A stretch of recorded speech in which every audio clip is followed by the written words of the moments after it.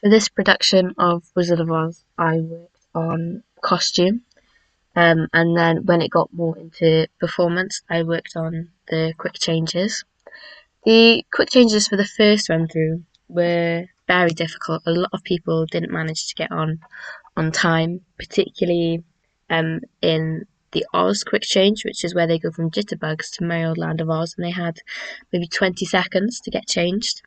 And the main issue was that we had too many people getting changed. It was pretty much the entire cast, other than the main cast, Auntie M and Glinda, and the wizard. So we had those three helping us, three of the costume team, and then the rest of the cast. So after the first one, where we had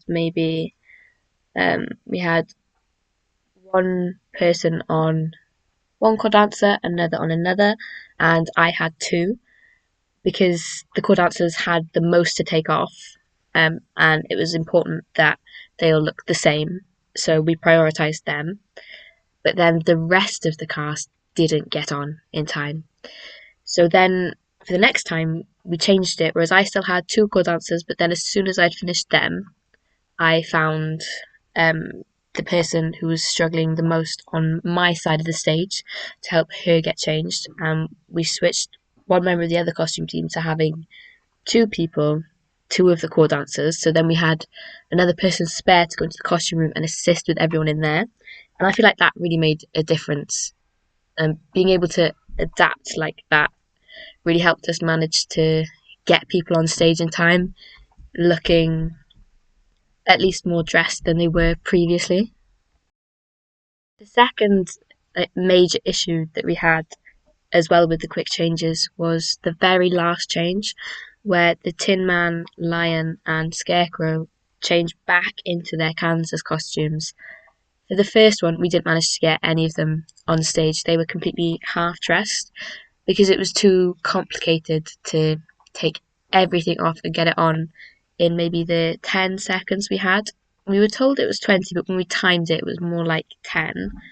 Um, so then we were told we could take it down, so we were only putting on a jacket and a hat and taking off their hood, um, and their noses.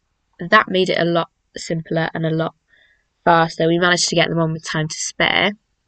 But then when we added bows into the mix, that added another problem because I think we had a bit less time for the bows, maybe, or it felt like less time, and we had to get them back to how they were in Oz because that's how they're seen throughout the show, and we don't want them going on half dressed in Tin Man with the jacket and the hat because that doesn't look good. It doesn't look right. So then we decided to keep the noses on because that was part of what was making it slower, and they can't see it because in that scene then they have their backs to the audience. So keeping their noses on just meant that we didn't have to worry about taking off, which made that faster. However, the Lion didn't have a nose like the Tin Man and Scarecrow did. He had a wig. The wig we had a lot of difficulty with because we had two of the hair and makeup team come and do it with us, but we had a different people every time from that team. So we were practicing and doing it again and again and getting used to it and getting better and getting faster, it was their first time every time. So it was tricky to support them and manage to get it on in time as it kept on getting tangled in the mic because it's quite a curly, large wig. So I found that if I told them to cover the mic with their hand while they were pulling it off, that started to work and it stopped the problem from happening as much. But I had to remember to tell them every time because, well, it wasn't fresh for me, it was fresh for them. And that was quite tricky for me to remember to do. So sometimes we'd have the problem again because it wasn't just different days they were switching over, it was each show. And something else that we had to look at in the performance was fixing things. Lots of things break because it's a long time to be working on the show. So, for example, the winky, not the winky guards, the wing monkeys, their poppers are always falling off. Um, so I had to resew them, but they're very simple to put back on again. I think the reason they were coming off so much was because when they had a quick change, they were ripping them off, um, and that was making stress on the popper, making them fall off. And then I had to kind of prioritize what I should fix during the show and what could just be pinned together. So, for example, the wizard, he had a button that fell off the same time as a wing monkey fell off, but it was a button with just one hole. So I pinned that on so he could hold his cape on, and I decided to actually sew and fix the wing monkey right then because it made more sense, and the other one could go on with it broken. And the wing monkey, well, they could, but it you'd be able to tell. And there were some breakages while they were on stage, so I'd have to wait side of stage. And I think something that really could have helped me when I was doing that was if I'd better learned when they came on and off, because often I was having to ask the cast, when's the Tin Man next come off, when's the Scarecrow next come off, because I need to be there to, and which side do they come off. Whereas if I'd learnt it, I'd know. And it got easier by the end of the show because I started to get to know the show so well. But it still happened where I'd go on the wrong side and I'd miss them and I'd have to wait again for them to come off. So, for example, at one point the Tin Man's leg started coming apart and she couldn't fix it herself on stage because she was stressed and she was panicking.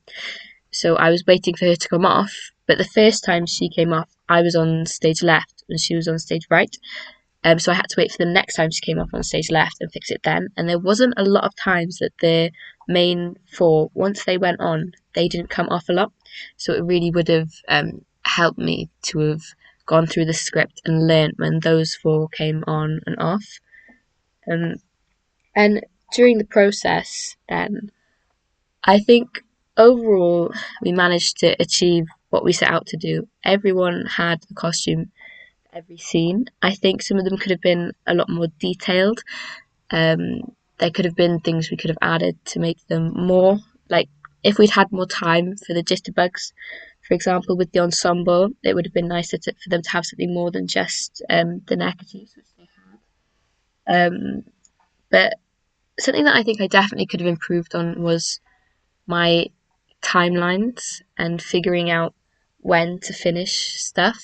With the Tin Man, for example, I feel like I spent far too much time on that, and I think it would have been better if I'd have just made a list at the beginning of what I needed to do and then worked through it chronologically.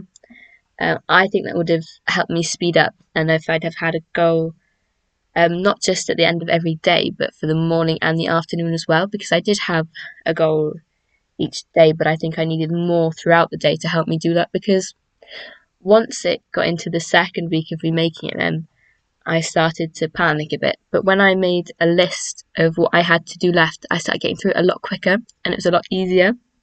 So I think I should have started with that originally. But now I know that that works, I'm going to try and carry that forward in the future. Um, I think that something else helpful to have done before the show started would have been to have properly prepped the sewing machine that I kept in the maths room so it's closer in case I needed it during the show or quickly before a show. I would have liked to have put more pre-loaded bobbins in there because I had black, white, blue, and yellow, but really I should have done green considering the Emerald City there is so much green in that it would have been useful to have had the green rather than wasting time then having to fill up the bobbin. However, I did have a sewing kit on me that proved very useful. I think it was good to be prepared like that beforehand. So I always had two needles on me preloaded, which I did end up using. I think at one point the Tin Man, the elastic that her clip was on to hold her leg up, fell off just as we were changing her for her to go on.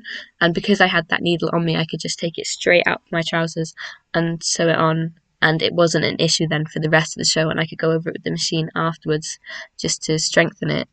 Um, so I also had lots of pins on me at all times, and those were very, very useful because people would come, actors would come throughout the show needing things pinning, something's broken, it needs pinning quickly, and I think that was probably one of the most useful things I had on me was safety pins.